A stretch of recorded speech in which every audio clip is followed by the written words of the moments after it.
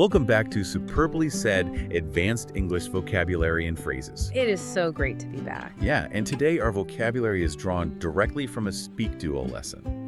So if you want to practice what we talk about, you really should go to SpeakDuo.com to meet new people from around the world. Oh, absolutely. They're all practicing English on video calls, so it's basically the best way to become more confident in your speaking abilities. It really is. And let's just jump right into our agenda today because we have a lot to cover. Yeah, we do. Just a quick note. This deep dive is exclusively for our advanced English learners. Right. We aren't going to spend a ton of time explaining exactly why we chose these specific phrases.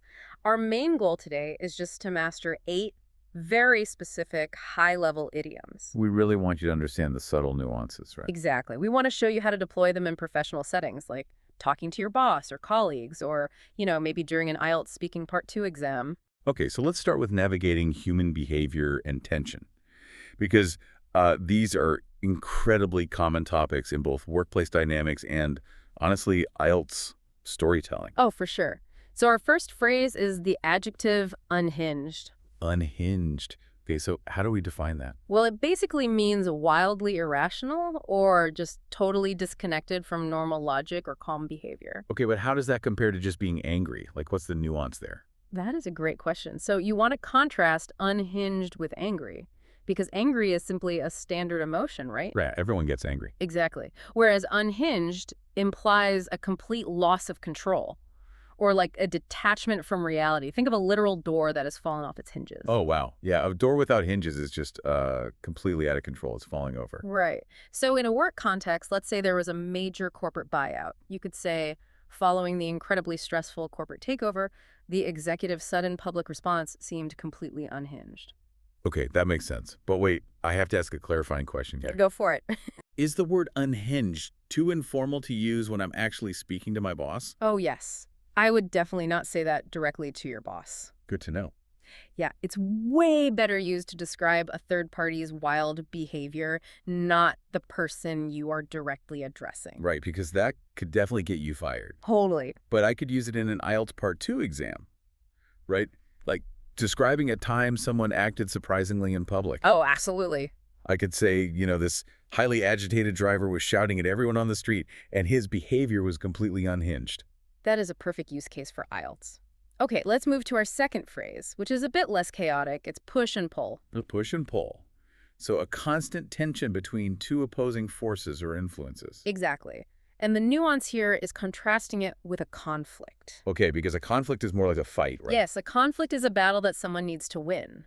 But a push and pull is more of a natural, ongoing balancing act. Okay, I like that. So for workplace example, I might talk about the constant emotional push and pull between career responsibilities and family time. That is a brilliant example. It's not a war, it's just a constant negotiation. It kind of reminds me of a visual analogy. It's like adjusting the hot and cold taps in a shower. Oh, that's good. You're constantly making these tiny adjustments between two opposing forces just to get the temperature exactly right. That is spot on. And, transitioning from that internal tension of the push and pull, sometimes we face external unpredictable difficulties. Right, things that are totally out of our control. Exactly, or concepts that are just really hard to grasp. Which brings us to our third phrase, choppy waters. Choppy waters, meaning a difficult, unstable, or unpredictable period. Right, and you really want to contrast choppy waters with a disaster. Because a disaster is just, the end. Yeah, a disaster means the ship has officially sunk. But choppy waters means the ship is still floating, right? It's just a really rough ride. Exactly. The journey is currently very rough, and it requires careful navigation, but you haven't sunk yet. So in a business setting, I could say, our vulnerable startup project hit choppy waters after sudden, massive financial budget cuts. Perfect. You're acknowledging the struggle without saying the project is dead. Right, I really like that one. So what about when a concept is hard to grasp? That is our fourth phrase, to elude someone. Okay, to elude someone. Yeah. Meaning to consistently escape someone's understanding, reach, or control despite their efforts. Yes. And the key nuance here is contrasting elude with forget. Oh, interesting. How are they different? Well, you forget something that you already knew. Oh, right. Like I forgot my password. Exactly. But something eludes you when you are actively trying to understand it or achieve it, and it just keeps slipping through your fingers. So if I'm studying really hard, I might say, a complicated mathematical solution continues to completely elude me despite intense, diligent studying. That is a fantastic academic example. Or for IELTS Part 2, if they ask about a skill I'm struggling with, I could say, achieving perfect language pronunciation currently eludes me. Yes.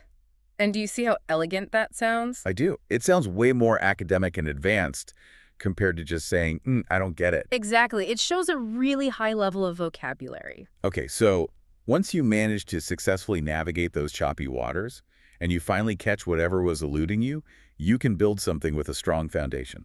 Which brings us perfectly to our fifth phrase, steeped in something. Deeply influenced by or saturated with a particular quality, tradition, or element. Right. And the contrast I want to highlight here is between steeped in and simply contains. It contains, like a box contains an item. Yeah.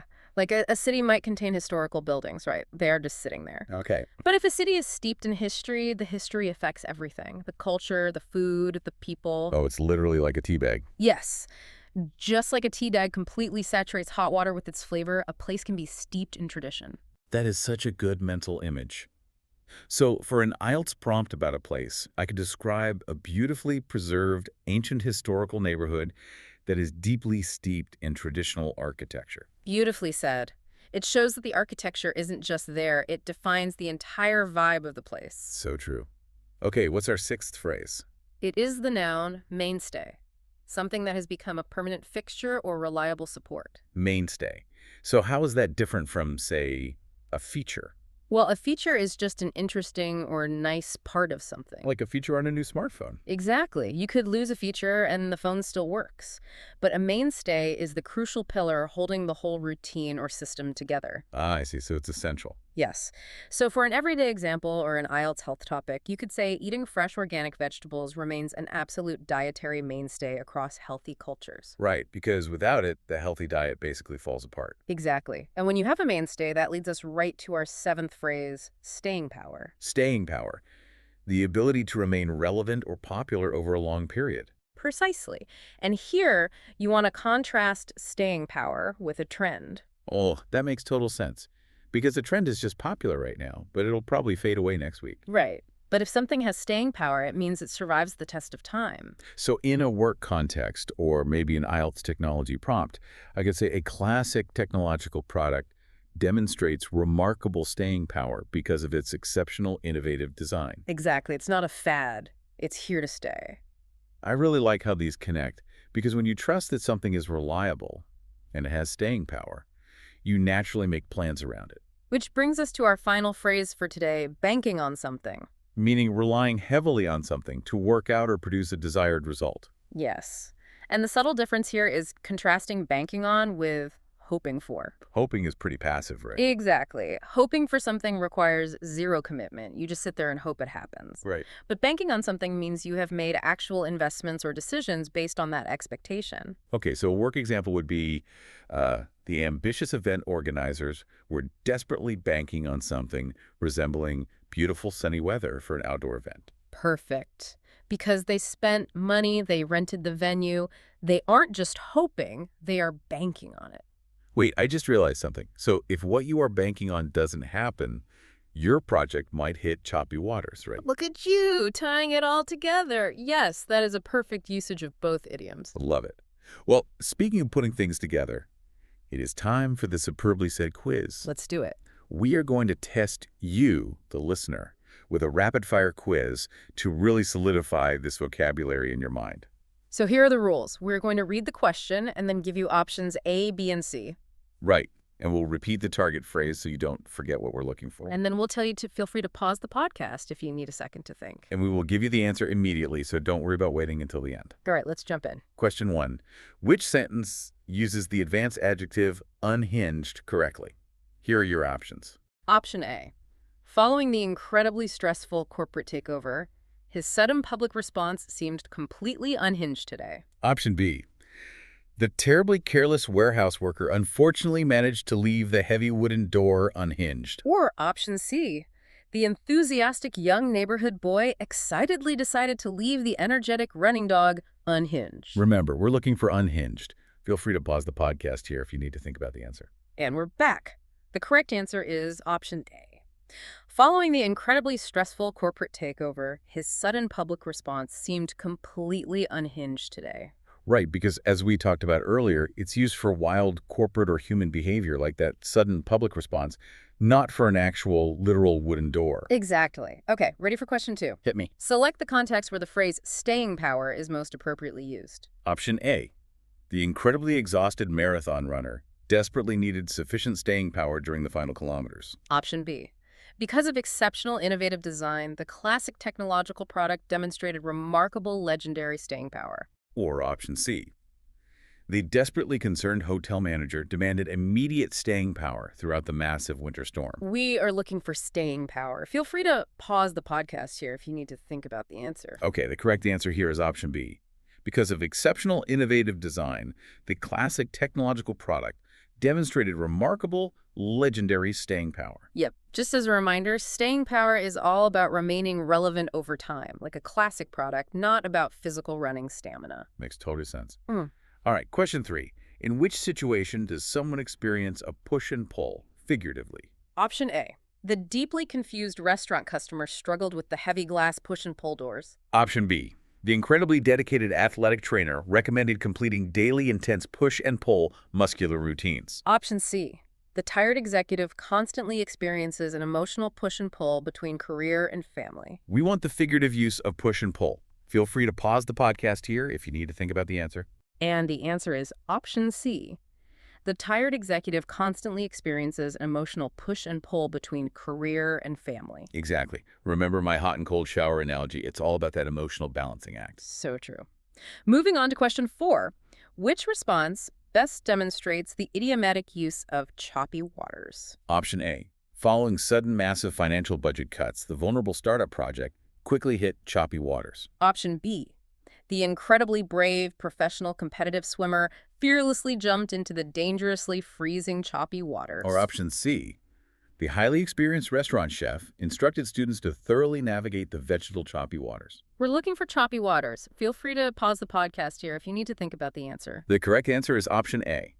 Following sudden massive financial budget cuts, the vulnerable startup project quickly hit choppy waters. Right, because it's about navigating difficult periods in business or life, not literal freezing water or chopping vegetables. Vegetable choppy waters is pretty funny, though. It really is. Okay, question 5. How would a professional accurately use the phrase steeped in something figuratively? Option A. The highly experienced barista carefully left the expensive green tea steeped in something warm. Option B. The beautifully preserved ancient historical neighborhood is deeply steeped in something called traditional architecture. Option C. The exhausted, determined mountain hiker discovered the rocky trail was terribly steeped in something. The phrase is steeped in something. Feel free to pause the podcast here if you need to think about the answer. And the correct choice is option B. The beautifully preserved, ancient, historical neighborhood is deeply steeped in something called traditional architecture. Exactly. Remember our definition, it means being deeply saturated with tradition, completely influencing the atmosphere. Spot on. Okay, question 6. Which scenario perfectly illustrates someone banking on something? Option A. The wealthy, successful corporate investor decided to completely continue banking on something highly profitable. Option B. The incredibly skilled commercial airline pilot began smoothly banking on something approaching the runway. Option C. The ambitious, nervous event organizers were desperately banking on something resembling beautiful sunny weather. We are looking for banking on something. Feel free to pause the podcast here if you need to think about the answer. The answer is option C. The ambitious, nervous event organizers were desperately banking on something resembling beautiful sunny weather. Yes. And note that while option A uses the word bank in a grammatically okay way, option C perfectly reflects our lesson about relying on an outcome, rather than just passively hoping. Absolutely. 2 left. Question 7. Which sentence accurately utilizes the advanced noun mainstay? Option A. Eating fresh organic vegetables remains an absolute dietary mainstay across many healthy international cultures. Option B. The deeply concerned naval captain ordered the sailors to immediately repair the damaged mainstay. Or option C. The wealthy tourists requested a highly luxurious, comfortable mainstay during their long summer vacation. We want the word mainstay. Feel free to pause the podcast here if you need to think about the answer. The correct answer is option A. Eating fresh, organic vegetables remains an absolute dietary mainstay across many healthy international cultures. Right, because it means reliable support or a crucial pillar of a routine. Exactly. And finally, question 8. Which of the following statements correctly uses the phrase, elude someone, figuratively? Option A. The brilliant university literature professor attempted to carefully elude someone famously during the lecture. Option B. The complicated mathematical solution continued to completely elude someone despite incredibly intense, diligent studying. Option C. The incredibly fast athletic marathon runner managed to easily elude someone chasing him today. The final phrase is elude someone.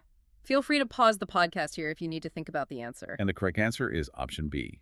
The complicated mathematical solution continued to completely elude someone despite incredibly intense, diligent studying. Right. We talked about how this is different from just forgetting. It's when a concept actively escapes your understanding even while you're trying to grasp it. Man, that was a really great quiz. I hope you guys at home did well. Me too. And before we wrap up today, I want to leave you with a final thought to mull over. Oh, I love these. What is it? Well, think about your own native language. Are there idioms that you use daily that are heavily steeped in your local culture? Oh, that's interesting. Right. And think about how you would translate the actual feeling of those native idioms into English without losing their staying power. Wow, translating the feeling, not just the words. Exactly. It's a really great exercise for advanced learners. I absolutely agree. Well, that is all the time we have for today. Thank you so much for joining us. And remember to practice these phrases out loud so they really stick. Yeah, head over to SpeakDuo.com to start practicing today. Keep learning, keep speaking, and we will see you on the next deep dive.